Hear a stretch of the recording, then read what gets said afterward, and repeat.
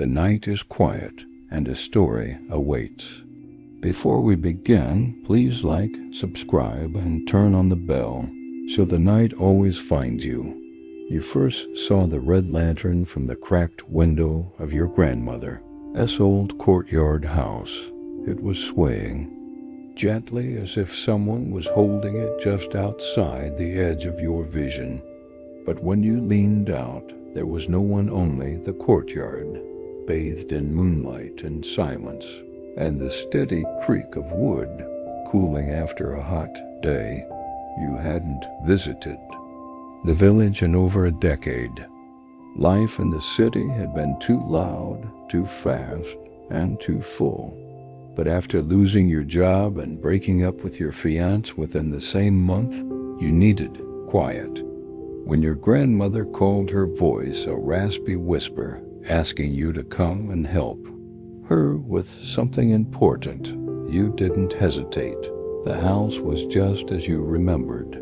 The gate still groaned like an old man when opened. The stone lions at the entrance still had moss in their mouths, and the courtyard, though smaller than your childhood memories, still smelled like wet earth and dried plum.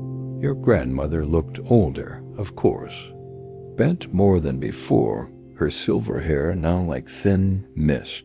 She didn't speak much, just handed you the key to the west wing and told you not to go into the east wing after dark. You remembered that being her room, back when she was stronger, and always muttering things to herself behind the sliding door. The west wing had once been the guest quarters. Your old drawings were still on the paper walls. You smiled when you saw a crooked stick figure labeled Me and a rounder one labeled Poe, the dog who had disappeared one summer and never returned.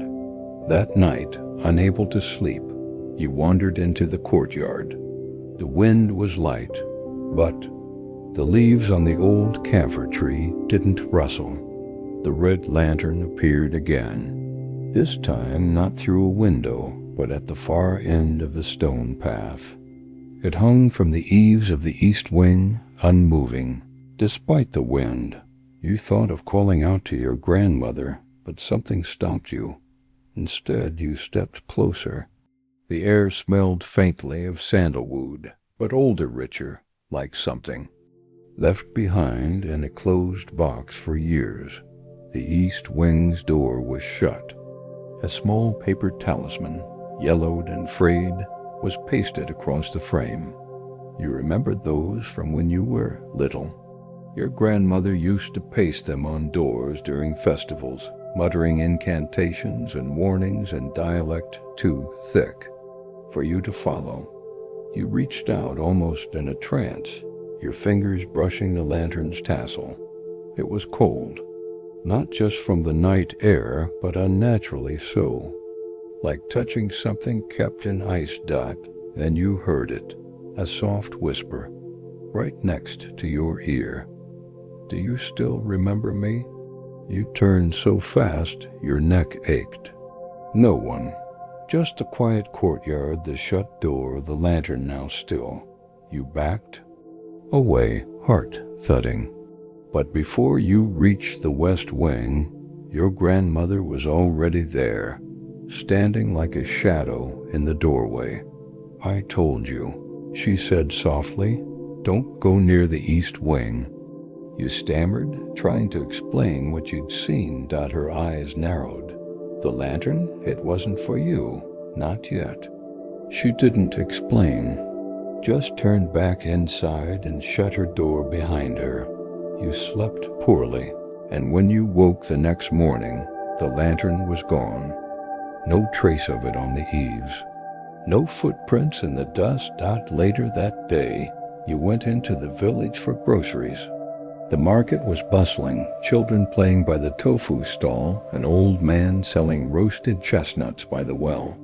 You asked the vendor if he remembered your grandmother. He did. She's the one who talks to ghosts, he said casually, handing you change. Says she can still see the dead walking among us. You forced a laugh. She always liked stories. The vendor raised an eyebrow. That's not a story, miss. Not here. Some say she's the last one keeping the spirits in their place. You'd better be careful in that house of hers, especially near that red lantern. Your smile froze. You hadn't mentioned the lantern. He winked. They say if you see the lantern, it means something old remembers you, and it wants you to remember it too. As you walked back home, basket heavy with produce and questions, you couldn't shake the feeling that something was watching from the shadows. Not the east wing this time, from behind you, waiting, that evening the sky turned a shade deeper than dusk should allow. You noticed it as you chopped vegetables in the small kitchen, how the sunlight seemed to disappear too early, how the shadows crept faster across the tiled floor.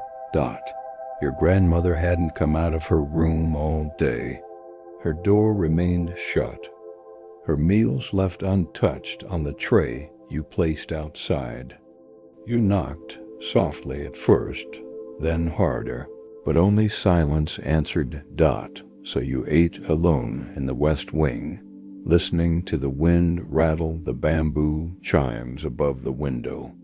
They had a rhythm, a kind of heartbeat, slow, steady, too precise to be natural. When night fell, you lit a candle instead of using the bulb overhead.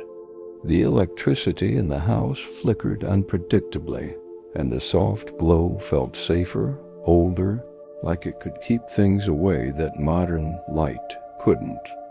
You were brushing your teeth when you heard the music. It was faint, almost like a memory. A string instrument, slow and mournful, drifting in from the direction of the east wing. Your toothbrush paused mid-motion. The music wasn't coming from a speaker. It had the warmth of something live, something real. You opened your window. Just a crack. There, in the far end of the courtyard, the red lantern was back, swaying again from the eaves of the east wing. And beneath it, a woman in a red robe. She wasn't there before. You blinked, rubbed your eyes, then looked again. Still there. She stood motionless, head bowed, her long sleeves brushing the ground. Her hair was styled in an old-fashioned bun, held together by a single jade pin. You couldn't see her face, only the curve of her neck and the stillness of her hands. You knew you shouldn't, but your legs moved anyway. Quiet as you could, you stepped out of your room, crossed the creaking floor, and slipped into the courtyard. Air was thick, not hot but dense, like walking through old breath. As you neared, the music grew louder, but you couldn't place its source. It wasn't coming from her. It wasn't coming from anywhere. You were only a few feet away when she moved. Not much, just a tilt of the head. Slowly, deliberately, she raised her face toward you. You stopped breathing. Her face wasn't wrong. Exactly. It was beautiful, in the way porcelain dolls are beautiful. But her eyes were empty. Not blind, not dead, just ... Remembering something long gone, she opened her mouth as if to speak, and just as sound was about to escape, a door behind you slammed open. Your grandmother's voice, sharper than you'd ever heard it, tore through the air. Back inside. Now. You turned, heart racing, and saw her standing in the doorway, her cane forgotten by her side, eyes blazing with a fear that didn't belong to this world. When you looked back, the woman was gone. Only the red lantern remained, swaying faster now, as if disturbed. Your grandmother pulled you into the house, her grip like iron. I told you not to go there, she hissed, locking the door behind you. You stared at her, confused, angry, and scared. Who was she? What does she want? She didn't answer at first. Then, with a weariness that felt older than her years, she said, "She was once like you, young, curious. She fell in love with the wrong man. A man who lied, who promised lanterns and loyalty, but gave her only shame. She waited for him in that wing, waited until her heart burned out. You swallowed. She died here, your grandmother looked away. She stayed. That night, you lay awake, the story tumbling in your head like a stone in a jar. The woman, the red, the music. You tried to make sense of it all, but none of it fit together except the feeling. The growing sense that this wasn't just a haunting dot. It was personal. You didn't know why. But something deep inside you whispered that the woman in red wasn't just watching you. She was waiting for you to remember something too. And maybe you already had. The next morning, you woke with the heaviness of someone who had not slept. Though your eyes had been closed, dreams had crept in like fog half-formed images, flickering silk sleeves, mournful music, and whispers in a voice that felt too close to your own. The courtyard looked ordinary in daylight, which only made the memory of last night feel more surreal. The red lantern was gone again. So was the woman. But a single red thread lay on the stone path, trailing from the east wing door like a dropped ribbon. You picked it up without thinking. It was soft, smooth, and strangely warm. Your grandmother was already in the kitchen, boiling water with her back to you. She didn't greet you, just kept stirring the pot with long, circular motions. You sat down and placed the red thread on the table. She didn't look at it. "Why didn't you tell me everything?" you asked quietly. She exhaled through her nose. "Because you were just visiting." You tilted your head. "And now?" She finally turned. "Now you've been seen." You stared at her, trying to read the lines in her face. Who was she really? Not just some girl waiting for a man. You knew her. Your grandmother sighed and sat across from you. The kettle hissed between you, rising steam curling like fingers. "She was my sister," she said. You blinked. "You never told me you had a sister. She wasn't supposed to stay. She had a chance to leave, to forget, but she held on. She thought the red lantern would bring him back. Every year, she lit one and waited at the door. And then, you asked. She lit one on the 7th night of autumn. The man had already married someone else in the city. When she found out, she tied her soul to the lantern. Said if he wouldn't return, she'd wait until he did, in any form, even if it took lifetimes. You shivered, and she's still here. Your grandmother nodded. That's why the east wing is sealed. The talisman keeps her tethered, but she's clever. She knows how to pull people in, especially if their heart's broken too. You thought of your ex, of the apartment you had left behind, of the ring still sitting in your suitcase like an insult. You hadn't even wanted to bring it, but some part of you had refused to throw it away. Your grandmother leaned in. She remembers pain. She smells it. She thinks you're like her. You felt sick. I'm not. She watched you for a long moment. You sure? Later that day, you wandered into the attic. The house was full of strange objects. Old parasols, silk fans, cracked mirrors. But in the far corner, under a woven mat, you found something curious, a lacquered box with a faded lotus emblem. Inside, pressed between yellowed papers, was a photograph. Two girls, no older than 16, standing under the very camphor tree that still dominated the courtyard.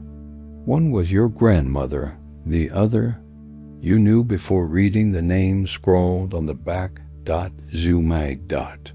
She looked nothing like the porcelain-faced figure from last night. She was laughing, her hair messy, her eyes alive. The photo trembled in your hand. You heard it again, the faint music, fainter than before, but still there, still calling. You turned sharply and saw your reflection in the attic mirror. But it wasn't right. You weren't smiling. But the reflection was. You stumbled backward, heart thudding, knocking over a pile of old scrolls as you tried to look away from the mirror. But the image lingered in your mind, your reflection, smiling when you weren't. That subtle, knowing grin, as if the thing behind the glass knew something you didn't. Or worse, remembered something you had tried to forget. You shut the attic door behind you and left it locked. Evening. Your grandmother was quieter than usual.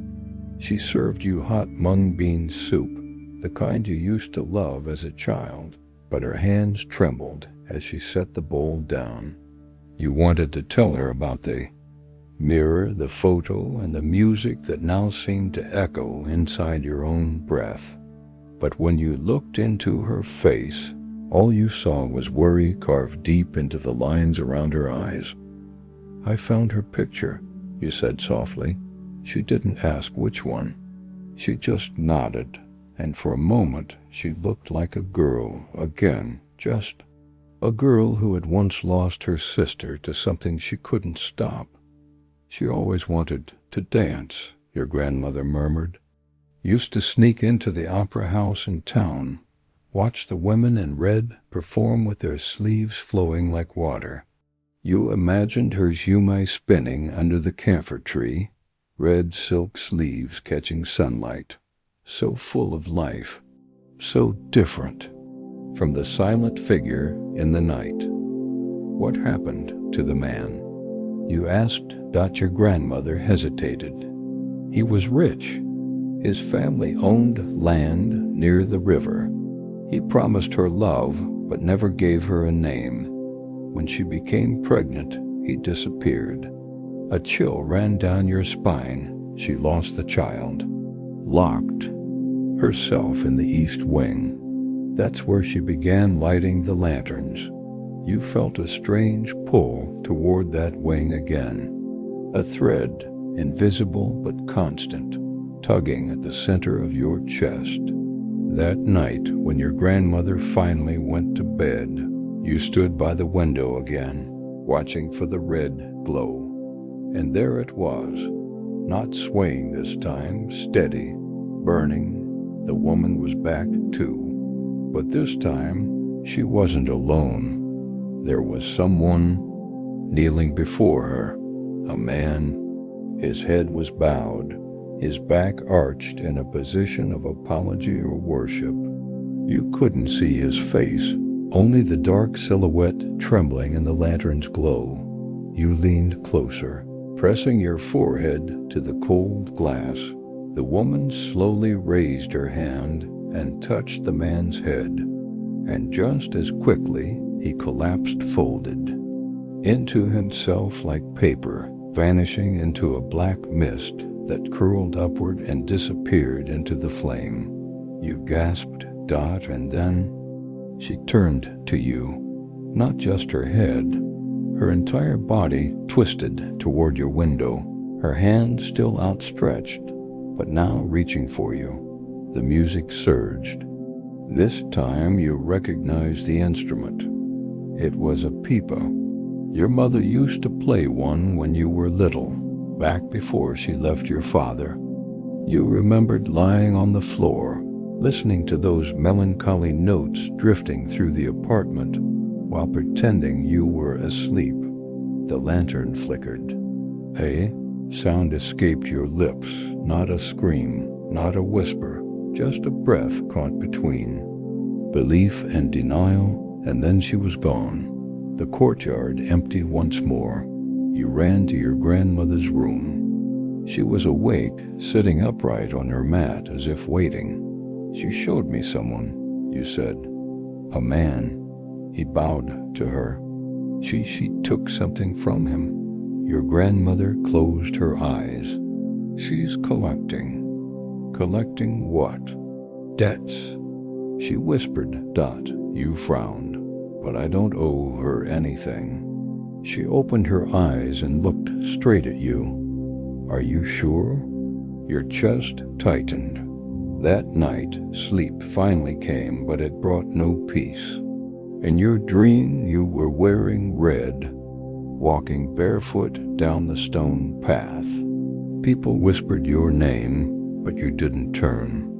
The lantern burned above you, and as you opened the east wing door, a voice, your own voice, whispered from the shadows. You promised me you'd never forget. And then you stepped inside. The morning was strangely warm, the kind of warmth that felt misplaced, like the air had forgotten it was supposed to be early autumn. Sunlight poured into the west wing, but it didn't chase away the dream clinging to your skin like damp silk. You couldn't shake the image of yourself in red, of opening that forbidden door, and worst of all, the voice that had sounded like your own. You dressed slowly, your fingers lingering over the folds of your clothes. The red thread from the courtyard sat on your bedside table, curled neatly into a circle, though you didn't remember leaving it that way. You picked it up, intending to toss it out, but something, curiosity or fear or something older, made you slip it into your pocket instead. Your grandmother wasn't in the kitchen. Her room was empty too. For a moment you wondered if she had left, but the courtyard gate was still barred and her shoes still sat neatly beside the tatami. You made tea and sat outside, watching the camphor tree sway gently. A single leaf drifted down and landed in your lap.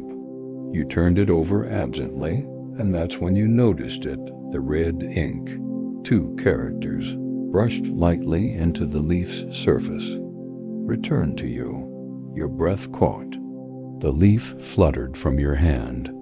You stood slowly and turned toward the east wing. The talisman was gone, the door slightly ajar. You stared at it, your heart beating not just from fear but recognition.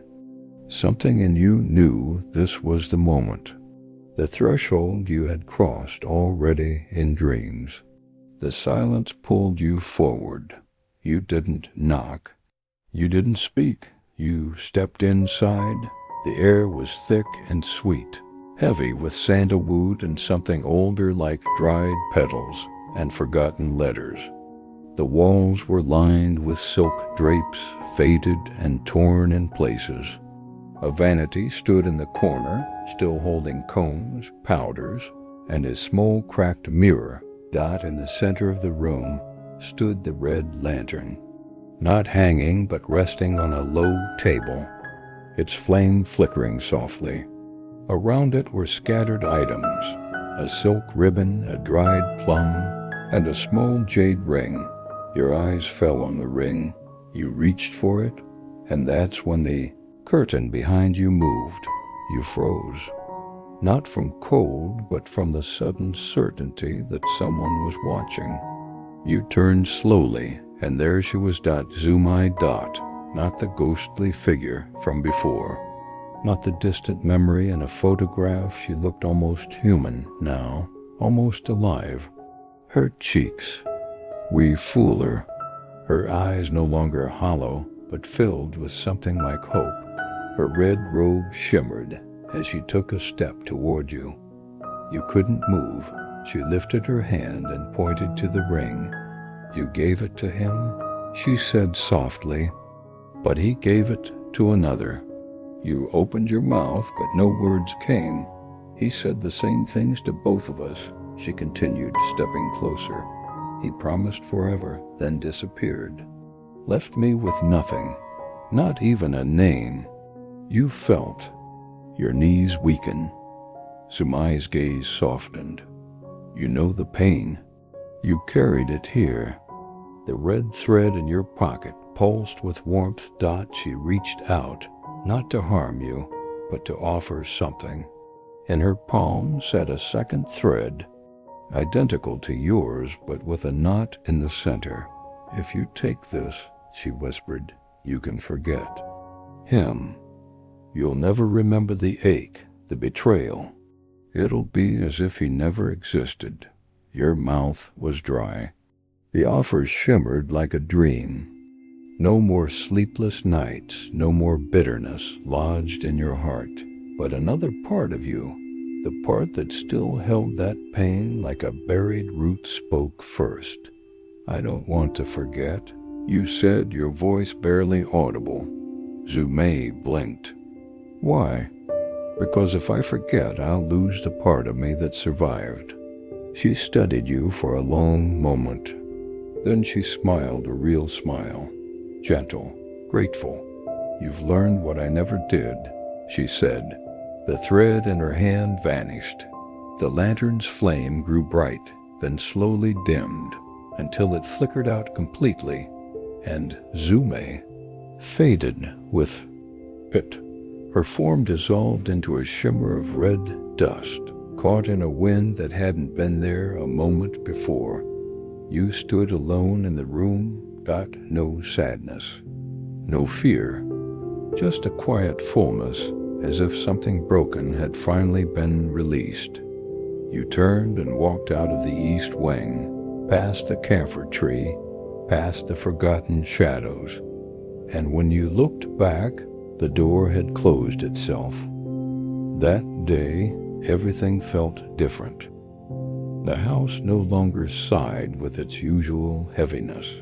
The air moved more freely through the hallways, and the old floorboards didn't creak quite so loudly. Even the camphor tree, towering and ancient, seemed to cast gentler shadows. You found your grandmother on the porch, slowly sipping tea.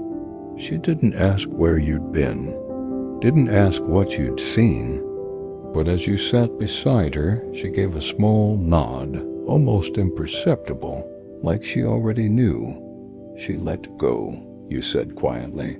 Your grandmother set down her cup with care. Or maybe you did.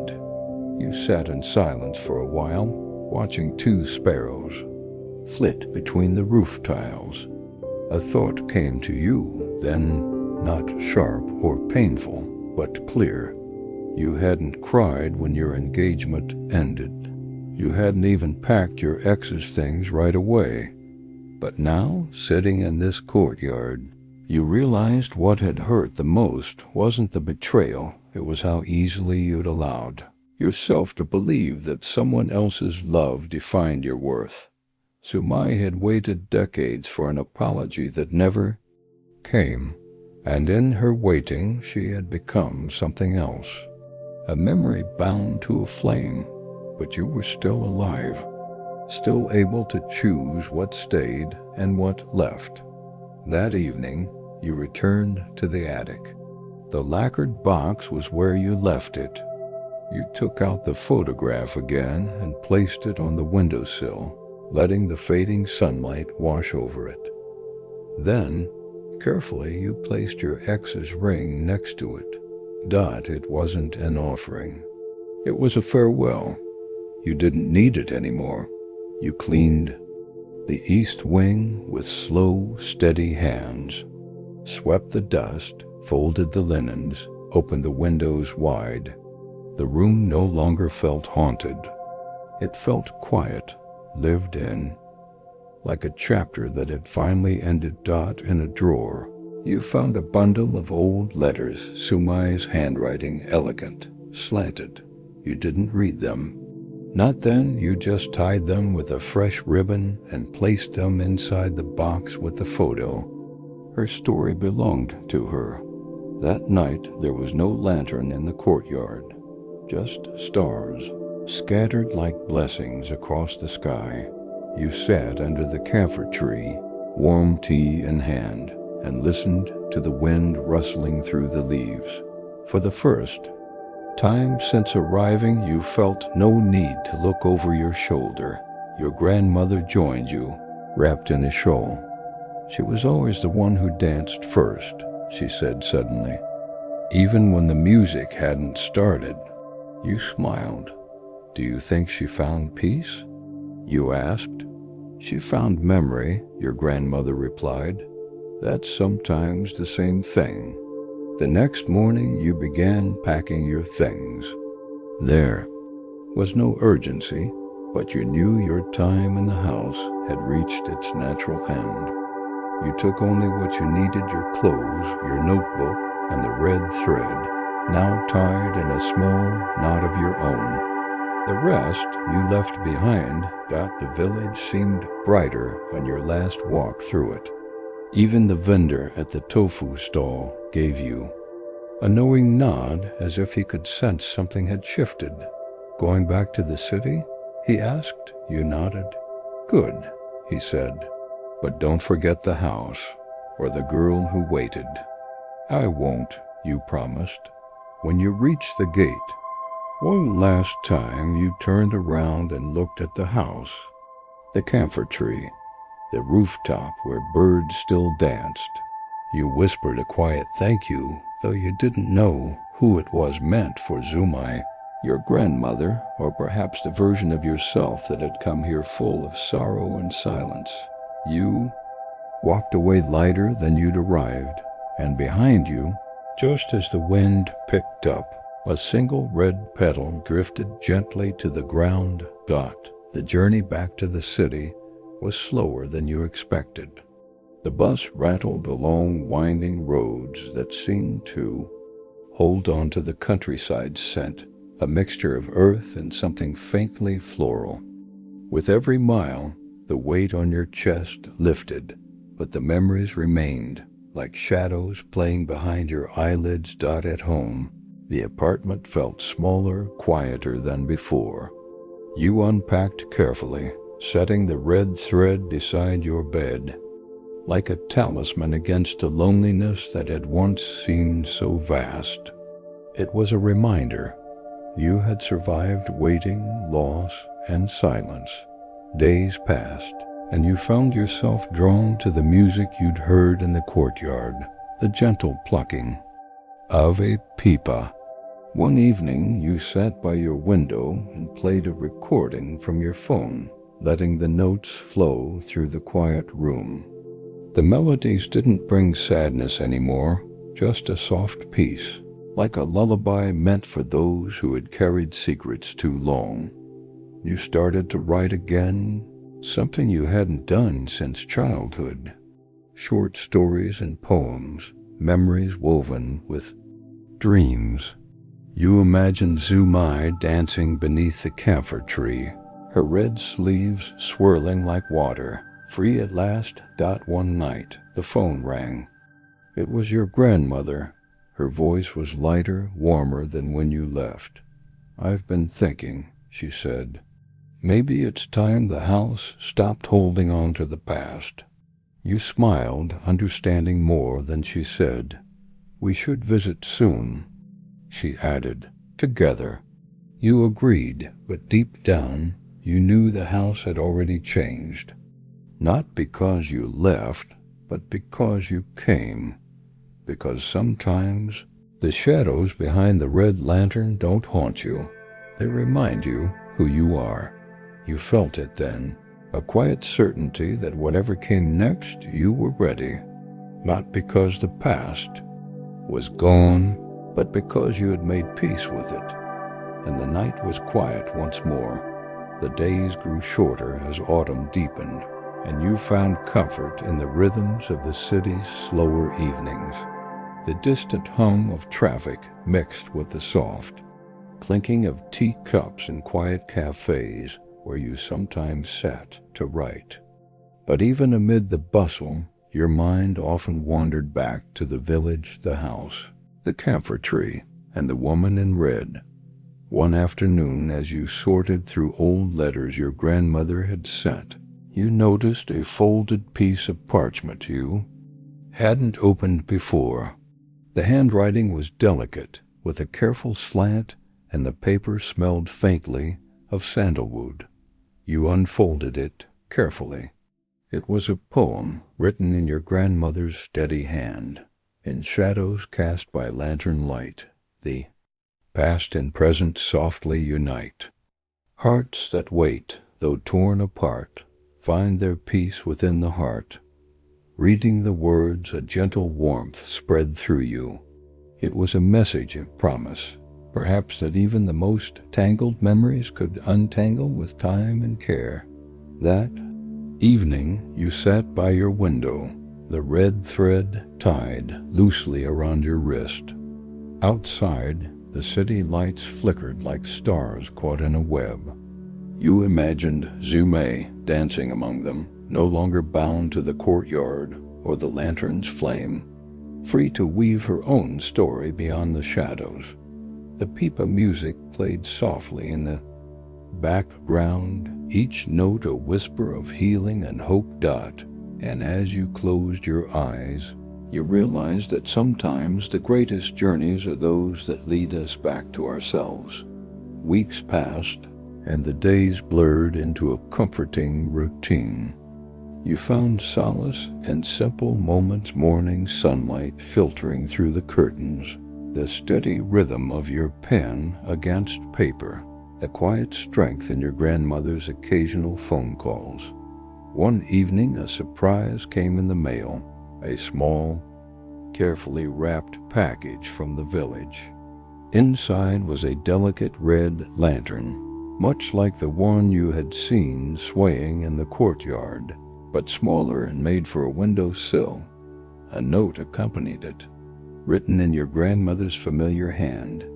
For when you need light in the darkest places, remember the lantern shines not just for ghosts, but for those still walking toward peace. You placed the lantern on your desk, its red glow gentle and steady. It became a symbol, a reminder that even when shadows stretch long, there is always a light to guide you home. That night, as you sat with the lantern casting soft hues across your room, you felt a presence, not haunting, but comforting. It was the legacy of Zumai and your grandmother, woven into the threads of your own story. You whispered a thank you to the quiet air, knowing that some shadows don't need to be chased away. Sometimes they need to be understood, and with that, you finally felt ready to close the door on the past and open your heart to what comes next. The seasons shifted gently, and you found your thoughts wandering back to the village more often than you expected, not with fear or sorrow, but with a kind of quiet gratitude for what that place had shown you about loss, hope, and the fragile threads that connect us. One afternoon, you received an unexpected visitor, a woman at your door, her eyes bright and familiar. She introduced herself as May, a historian researching local legends and folklore. She had heard of your grandmother's house and wanted to learn more about its stories. You invited her in, and as you shared what you knew, you realized how much your own story had become part of the village's living memory. May spoke of Zumai with reverence, describing how her tale had inspired generations of villagers to honor love and resilience. Together, you planned a small gathering back in the village, a way to celebrate the stories that had shaped so many lives. Lanterns would be lit, music played, and memories shared under the camphor tree. As you prepared for the trip, you felt a calm you hadn't known before. This wasn't just about revisiting the past. It was about embracing it, honoring it, and moving forward with open eyes and an open heart.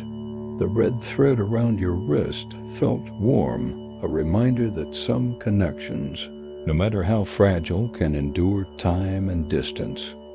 And in that warmth, you found peace. The night of the gathering arrived with a gentle breeze that carried the scent of camphor and jasmine through the village. Lanterns, both old and new, hung from every eave and tree branch, their warm red glow weaving a tapestry of light against the deep blue sky. You stood beneath the camphor tree, surrounded by neighbors, friends, and even strangers drawn by the stories May had shared. The air was alive with quiet laughter, soft music, and the crackle of small fires burning nearby. Your grandmother sat beside you, her eyes shining with a mix of pride and nostalgia. She told stories of Zumai, not just the ghost, but the sister, the dancer, the young woman who had dared to hope. As the night deepened, you felt a lightness settle over you, as if the weight of years had been lifted by the gentle flames around you. The red thread on your wrist pulsed softly, like a heartbeat syncing with the village's own rhythm. A child nearby released a paper lantern into the sky, watching it drift higher and higher until it was just a speck among the stars. Everyone watched, silent and reverent. You realized then that some stories never truly end. They live on in the hearts of those who remember. And with that thought, you closed your eyes, feeling the peaceful embrace of the night, the lanterns, and the shadow behind the red lantern fading into the dawn. You awakened slowly, feeling the gentle weight of the night's stillness around you. The stories, the lanterns, the shadows, they all seem softer now, like a distant melody you can barely remember, but that lingers warmly in your heart. The red thread on your wrist feels like a quiet promise, a reminder of journeys taken, memories honored, and peace found in unexpected places. You realized that the shadow behind the red lantern was never meant to frighten you. It was meant to guide you, to teach you that waiting can lead to healing, that pain can become strength, and that sometimes the most haunted places hold the deepest truths. As the stars twinkle above and the night breathes its final whispers, you let go of what was and open yourself to what will be. That's tonight's tale. If it stayed with you, like, subscribe, and tap the bell. We'll meet again soon in the dark.